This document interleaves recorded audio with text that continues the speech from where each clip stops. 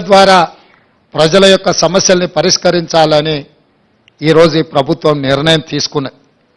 దానికి సంబంధించి ప్రజలు అది మహాలక్ష్మి పథకం కావచ్చు, గృహజ్యోతి కావచ్చు, ఇందిరమ్మ ఇండ్లు కావచ్చు, రైతు భరోసా కావచ్చు, ఏ సంక్షేమ పథకమైనా ప్రజలకు చేరాలి అనంటే నిజమైన అర్హులైన లబ్ధిదారుల వివరాలు ప్రభుత్వం దగ్గర ఉండాలి.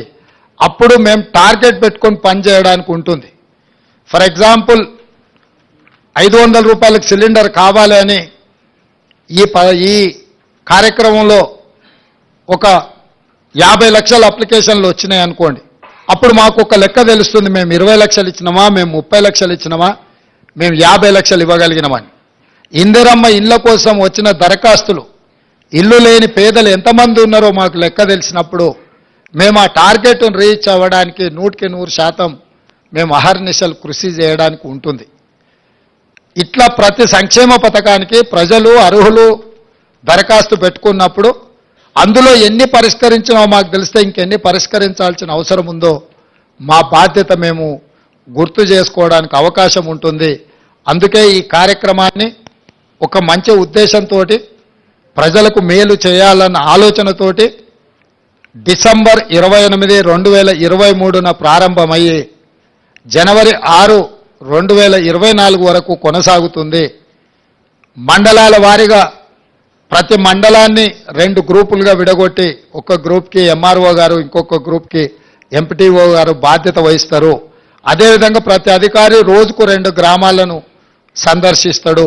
ఉదయం 8 గంటల నుంచి 12 గంటల వరకు ఒక గ్రామంలో గ్రామసభ జరిగితే మధ్యాహ్నం 2 గంటల నుంచి 6 గంటల వరకు ఇంకొక గ్రామంలో గ్రామసభ జరుగుతుంది.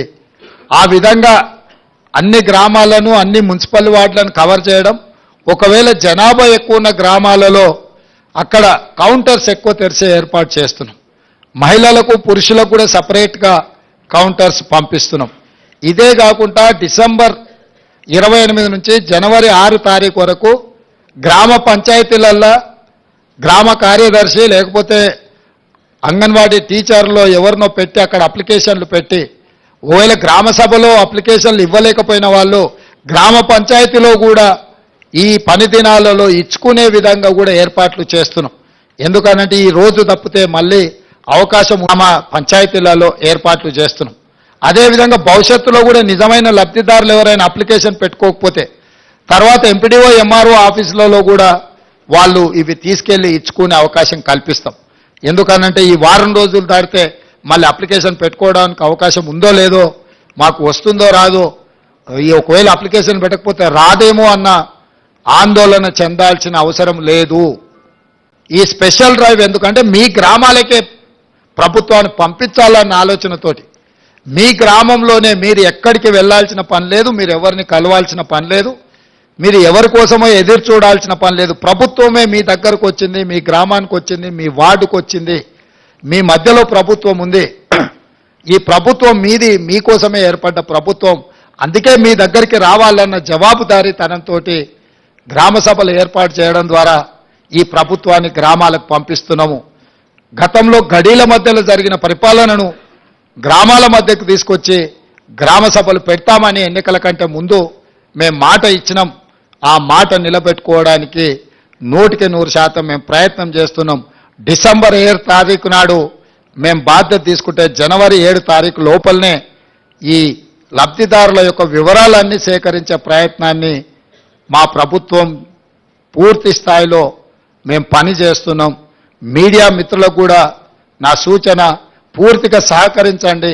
ఇది ప్రజల మేలు కోసం, ప్రజల బాగు కోసం, నిస్సహాయులకు సహాయాన్ని అందించడం కోసం తీసుకొస్తున్న పథకము. దీన్ని ప్రజలందరికీ చేరేసే విధంగా మీరు మీ బాధ్యత నెరవేర్చండి. మీరు మేము కలిసి పనిచేస్తే ప్రభుత్వం యొక్క పథకాన్ని ప్రజలకు చేరవేయాలంటే అనుసంధానకర్తలుగా వ్యవహరించాల్సింది మీడియా మిత్రులే. ప్రజలకు ప్రభుత్వానికి మధ్యలో వారధిగా నిలబడండి. ఈ సమస్యల పరిష్కార సారథులుగా మారండి. ఈరోజు ఇక్కడ